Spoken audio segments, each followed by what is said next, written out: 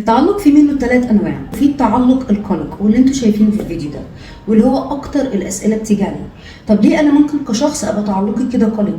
ليه مجرد ما بدخل في علاقه ببقى دايما خايف افقد اللي قدامي؟ يا ترى هيسيبني ولا لا؟ يا ترى بيحبني؟ هل انا استحق الحب؟ بحتاج اكلمه 50 مره في اليوم. لو كلمته وغاب عليا ساعتين 3 او بدا ما يردش، بتخيل انه اكيد عمل لي بلوك او خلاص خرجني من حياته. ده بيرجع لايه؟ بيرجع للنشأة، ان الطفل ده وهو صغير وهو بيبي ما خدش من الام الحب والرعايه الكافيه، فبيكبر باحث عن الحب وعنده توتر شديد، عايز يعوض كل الحب ومش واثق الحب ده هيوصل له ولا لا. فنبدا ندخل في العلاقات نعمل الحاجات اللي انا ذكرتها.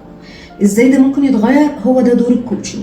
التصرفات اللي انا قلتها دي بتخرج من السب كونشس او العقل اللاواعي، اللي بناء على اللي انا مريت بيه كطفل بيخليني ابدا اتعامل واكمل في بقيه حياتي.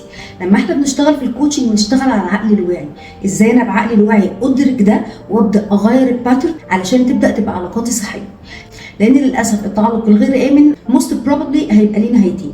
النهايه الاولى ان انا دلوقتي بتعامل مع شخص مع الوقت طبعا ما قدرش يستحمل كميه القلق والتوتر والمشاكل اللي انا دايما بحطه فيها، بس علشان انا مش واثق هو بيحبني ولا لا، هيبقى معايا ولا لا. فاللي بيحصل ان الشخص ده ممكن يسيبني، او بنقع مع شخص اخر يكون شخص مش كويس ويشوف قد ايه انا محتاجه ويبدا يظهر في حياتي في الوقت اللي هو عايز، ويخرج من حياتي في الوقت اللي هو عايز، وياخد مقابل شويه الحب او الرعايه اللي هيديهم لي اي حاجه هو عايزها.